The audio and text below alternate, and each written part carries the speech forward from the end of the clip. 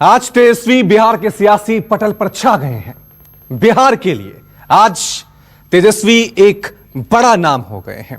तेजस्वी ने जिस तरह से इन चुनावों में शानदार प्रदर्शन किया है, उसके बाद तेजस्वी बिहार की एक नई उम्मीद बन चुके हैं। लेकिन इतनी तेज दौड़ लगाने वाले तेजस्वी के बीते हुए पन्ने पर एक नजर डालिए। कभी 22 गज की पट्टी पर दौड़ लगाने वाले तेजस्वी ने बिहार सियासी पिच पर ऐसी दौड़ लगाई है कि सदे हुए विरोधियों को भी हकीकत पर यकीन नहीं हो रहा है।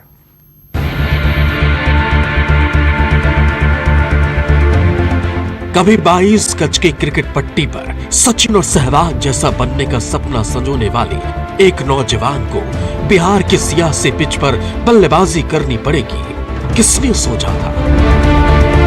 किसने सोचा था कि जिसके पास कभी दिल्ली की क्रिकेट टीम की कमान थी, उसे एक दिन राजनीति के मंझे हुए महानुभावों की सियासी गुगली का सामना करना पड़ेगा। क्रिकेट की पिच से सियासत के मैदान में उतरने की एक ऐसे ही दुर्लभ संयोग और शख्सियत का नाम है तेजस्वी यादव।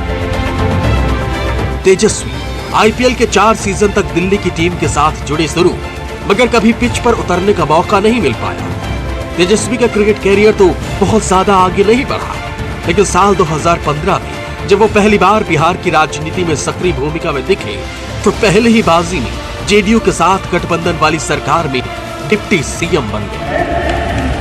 मैं तेजस्वी प्रसाद यादव ईश्वर की शपथ लेता। करीब 20 महीने तक चली उस सरकार में तेजस्वी ने सबसे कम उम्र के डिप्टी सीएम बनने का रिकॉर्ड अपने नाम किया। तेजस्वी अभी सियासत और सत्ता का कहरा सीख ही रहे थे कि जेडीयू के साथ उनकी पार्टी का गठबंधन टूट गया और तेजस्वी एक झटके में सबसे कम उम्र के डिप्टी सीएम से सबसे कम उम्र के नेता विपक्ष बन गए।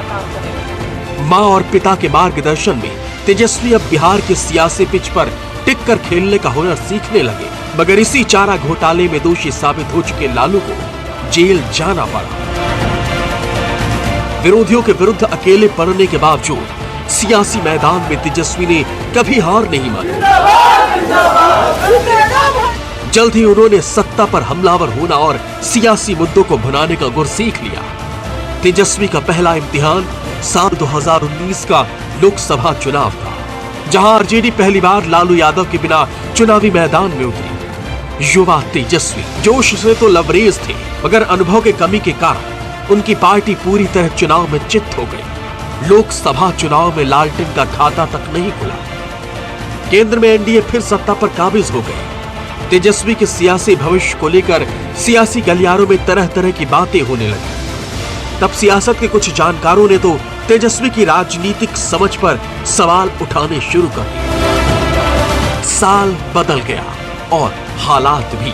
देखते ही देखते सारी दुनिया कोरोना की चपेट में आ गई। इसी दौर में बिहार में विधानसभा चुनाव की आहट सुनाई देने लगी। नेता प्रतिपक्ष तेजस्वी लगातार चुनाव कराने का विरोध करते रहे, मगर जोरदार प्रतिरोध के बावजूद बिहार के सबसे बड़े चुनाव की तारीखों का ऐलान कर दिया गया। सियासी बहस में लालू राबड़ी और जंगल राज के मुद्दों से खुद को अलग करते हुए इस बार तेजस्वी एक अलग अंदाज में नजर आए। जाति पॉलिटिक्स से अलग तेजस्वी ने इस बार विकास, रोजगार और पलायन को मुद्दा बनाया। इसका असर भी दिखा।